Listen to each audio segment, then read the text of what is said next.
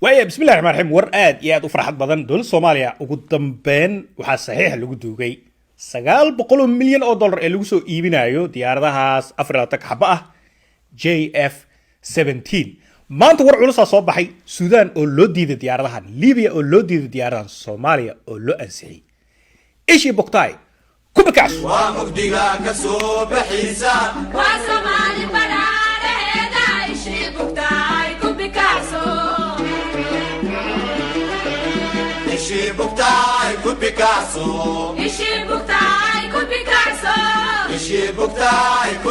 wayahay alle taasaan baan ahayn mugdiga waa laga soo baxay barbaaray waxa loo sii socdaa barbaaray hubka qaat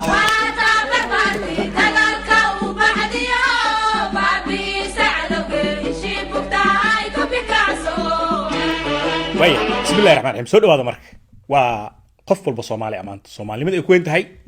waa inuu farxo waa inuu dabaaldego waa waxba soo kordhay waa major update waaye diyaaradaha laba bil kahor sida ogtihiin waxa soo shacbaxay in dawladda Soomaaliya laga iibinayo diyaarado dhowr xaba ah oo JF17 noocooda casriga 5th generation oo loo yaqaan Thunder Block 3 nooca halista ah oo markii ugu dambeysay diyaaradahan la isticmaalo ay ahayd 9 maalin uun ka hor dagaalkii Afghanistan iyo Pakistan ee wada galeen ee Taliban lagu aamusiyay Pakistan Taliban wuxuu ku aamusiyay diyaaradahan JF17 intay ka kaceen Islamabad hawada ee galeen Kabul la dul istaagay waxa la dilay mid weyn oo madax ahay markii dambe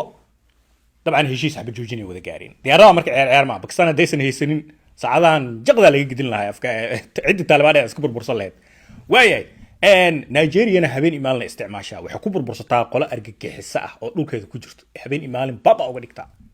Myanmar isticmaash diyaaradahan si fiican u gudagaleena laakiin sheekadii walaal siiyo sheekada wada hadal gacmaha la isgaliyo walaalo intaas u baahanahay way soo dhaaftay sheekada waxay maraysaa bangiga Pakistan lacagtii way ku jirtaa dalaq waay lacag diyaaradaha Soomaaliya lagu soo gaday bangiga Pakistan way ku jirtaa sidoo kale Pakistan diyaaradihii wuxuu ku shaabadeenayaa waa sida xogta hoose ku helay calanka Soomaaliya jaaba lagu sii shaabadeenayaa qaybta dabadana waa laga dhaca looga siinaa qayb yar oo dhankan kelida ah iyo baalasha diyaaradda dhab looga siinaya dawladda Soomaaliya waa shib kama hadlayso sababtoo ah waa istaraatiiji waay wax qalad ma ahan dawladda Soomaaliya waxay og tahay inay doorasho soo socoto May 15 marka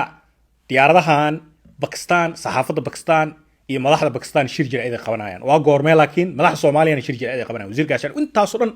shirka jiraa'id waa normal waa istaraatiiji military u degan waay marka diyaaradaha la keeno magaalada Muqdisho la arko calankii oo ku dhagan la arko lambarada leeyihiin diyaaradaha lambarada loo wada sameeyna waxaas dhan process dheer waay isbuuci qaadanay markaas kadib ay madaxda meesha intay soo istaagto abaanduulaha ciidamada cirka madaxweynaha wixii oo dhan meesha safan markaas heesihii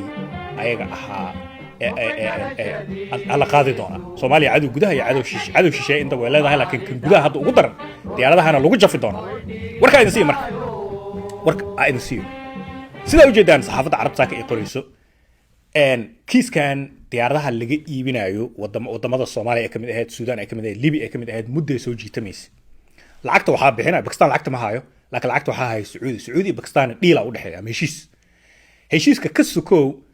Sacuudiga deena ku leedahay Pakistan deentaas oo gaarayso 2 bilyan oo dollar Sacuudiga kaashka uma baahno ma lacagta asaga uma baahno Sacuudiga markuu wuxuu leeyahay Pakistan ay lacagtaas inta kaash ahaan ii siin lahayd hadaa ku dhaho Soomaaliya 24 diyaaradood u dir lacagtaas deenta aan kugu leenahay ku cafina soo okay ma okay waay sheekada meeshaas ay joogtaa Sacuudiga marka uu soo hadlay wuxuu yiri diyaaradahan yaan Suudaan loo dirin Suudaan yaana loo dirin sababtu maxay tahay Suudaan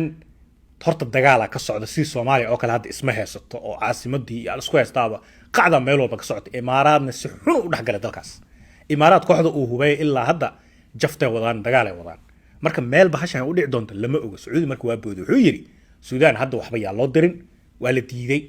dibna ugu dhigaa Allah sida saxaafadda ugu jeedaan Liibiya ku saartay Liibiya ayadana sidoo kale Sacuudi waxay tiraahdaa priority ma ah dalka Israa'iil ay soo gurguurinayso oo istaraatiijiga ah oo jaamacadda carabtana ka tirsan dabcan waa dhulkan Soomaaliyeed waay soomaaliyana cadow gudaha oo halis ah leedahay oo cadowda shisheeye ku ugu xun soo dhaweysato cadowga shisheeye kuwooda ugu xunaan ku eri